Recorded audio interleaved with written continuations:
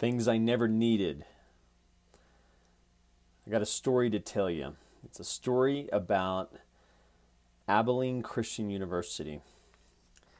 Since everybody knows I'm kind of going on a Grace Potter kick, can't have too much grace. An irony, talking about the Church of Christ. And Grace Potter, Grace and the Church of Christ. It's interesting. I think that's an oxymoron, like jumbo shrimp. Civil War. I got a story to tell you.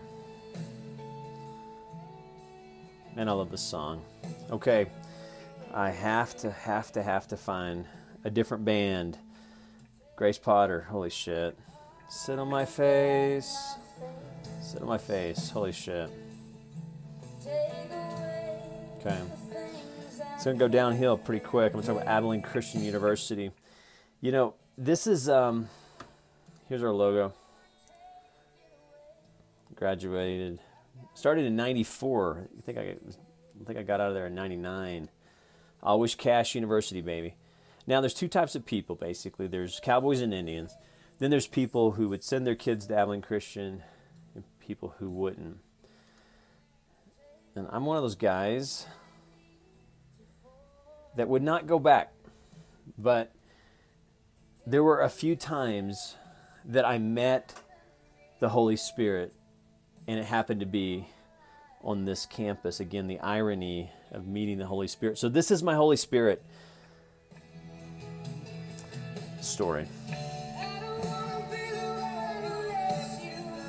Sit on my face.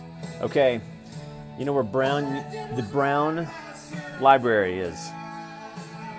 I ran into the Holy Spirit. Her name is Marsha. And I met her welcome week, but she was a graduate student. She was a graduate student, and I was a welcome weeker, chasing some Church of Christ tail. Buenos Aires. Okay, so here you go. Here's my Marsha story. I got to be quick because the irony of this is here I am, 94. I'm showing up kind of, let me just say I showed up. I almost landed at Abilene Christian. That's probably the best way to explain how I got there. Abilene was the worst, best thing that ever happened to me.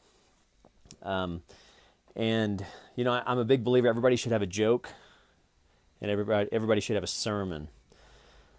And I like jokes, but I got a sermon, and it's a Church of Christ sermon. And it's about a girl named Marsha that I met at welcome week. And somehow, somewhere, this girl, who's a graduate student, found her way in the amphitheater where all the welcome week people were getting to know each other, kind of an ice cream social. And this woman came in, and she had her dog, and she was obviously an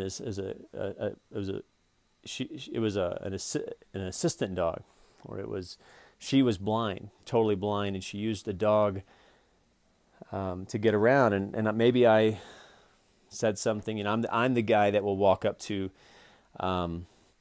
you know, a service dog and pet them, and which is exactly what you don't want to do. And but I did, and that's how I met Marsha. Welcome week, ice cream social. I'm hitting on tail. End up talking to this blind girl, and she asked me a question that kind of changed my life because, you know, I'm that insecure guy showing up at, but I'm insecure, but I don't know that I'm insecure, which makes me just kind of arrogant, irritating, awesome, kind of. And Marsha asked me, she's like, would you read to me? Or would you be one of my readers? And I was agreeable to that because you just sort of say yes to everything. And it was, of course, yeah, you know, I guess new school, new college. I don't know why I said yes, but I did. And I found myself reading to her in the Brown Library. And I don't know, once or twice a week. And she had other readers, and she was a graduate student, and she put herself through school as a massage therapist. So, you know, nothing about the story so far as the typical Abilene Christian University story. And we were in this we were in this amphitheater. She just walked up to me, "Will you be my reader?" And it's real interesting reading to a blind woman. And again, I'm a freshman. And there were a few things that happened that were just unusual. And that's the word that I would call it. And looking back now, I can see the hand of the Holy Spirit. And one day, we were leaving the Brown Library. And I guess I went messianic. But I asked her a really random question. And I said, if I could give you your sight back, if I could restore your sight, would you let me? And I'm not sure exactly how I worded it, but as we were rounding the Brown Library and we're heading into the Bean, I said, if I could give you your sight back, would you let me? And her answer was the reason why I think I went to Abilene Christian University. That one platonic relationship, Jonathan reading to Marsha. And when I asked her that question, I said, if you let me, would you do it? Would you? And she said, I don't think I would, because if you did, I would have to change everything in my world.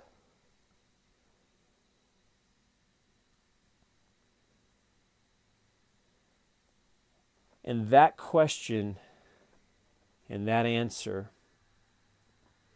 was one of the most defining Holy Spirit, fill in your own blank moments of my time at Abilene Christian. That question and that answer. And it was almost like I don't even remember, was I going to give her sight back? The way I phrased it, and she said, if you restored this disability, I would have to change. And she says, I would have to change my whole world.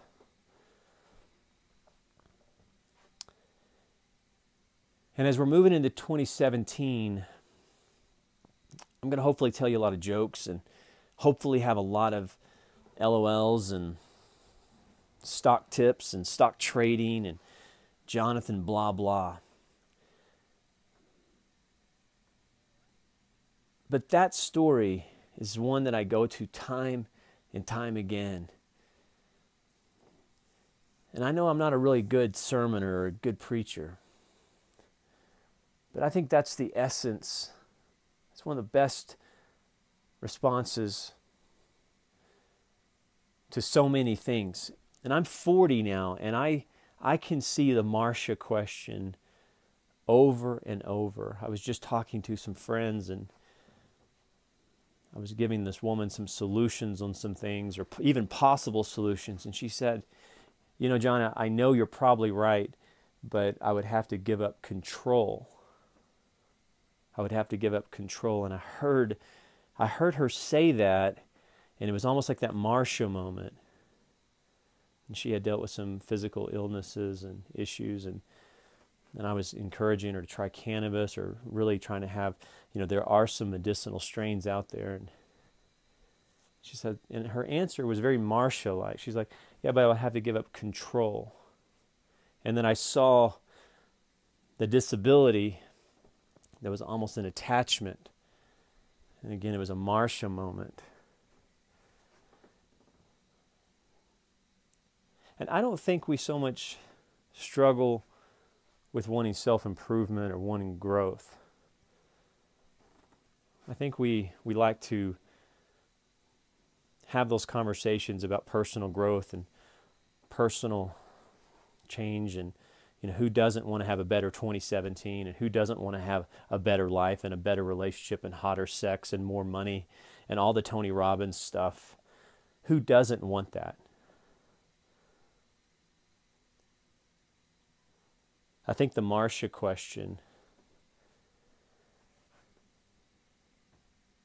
is if we move towards those things that we say we want, what will we have to change? And if there's one sermon I would give, and one Abilene Christian a cappella with no music and all the things that I don't even understand about that religion or that denomination, that moment, that Marsha moment. The next time somebody tells you about the challenges that they have or the disabilities that they have, think of the Marsha moment and think of what would they have to give up if you cured them. If you've cured them.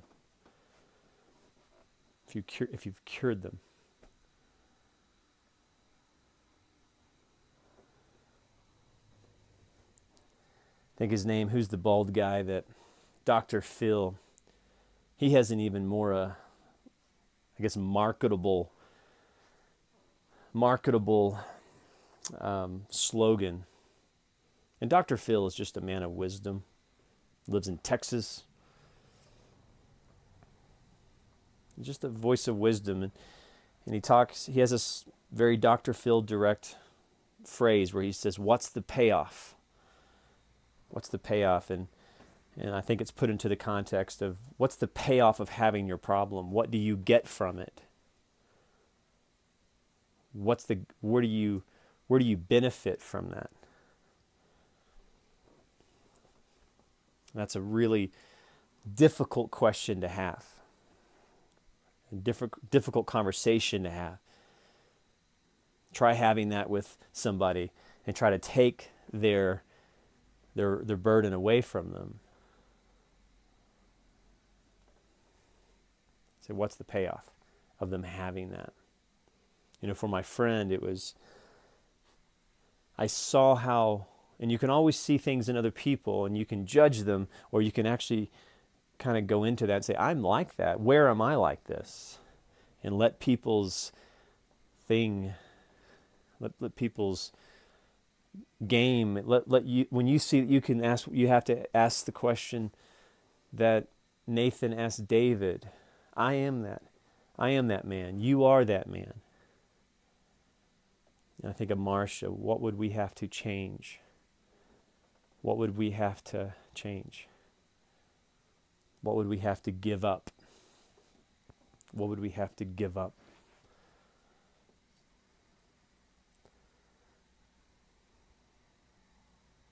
The Marsha question.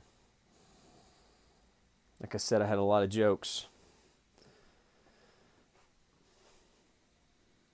But you have to have one sermon. And I think that's the best sermon I've ever had preached to me was Marsha. She said, if I got better, I would have to change my whole world. And I just invite you into that question. Invite you to bring that to the table next time you're talking to somebody. You can look across the table from them and you can see in their eyes, they don't want to give up something. And a lot of times when what we just call conflict, it's two people, they don't want to give up something. One of the struggles I have with #MRA or men's rights is I see how women don't want to give up, for example, feminism. I see how women don't want to give up. They don't want to give up the belief that they're now the oppressor. They're the oppressor. And that's so offensive to so many women. And the only way that you talk to women, just say, well, let's talk about just equality. Let's talk about equality. You want equality? Then let's have equality. Let's have equality starting in the civil courts. Let's make everything 100% equal. Let's have conversations like Heather Mills, and that's extortion. And can't we just call that extortion? And if you just start there, and if you can look at, the next time you're in conflict with somebody, just say, what do they have to give up? What do they have to give up? And what's the payoff?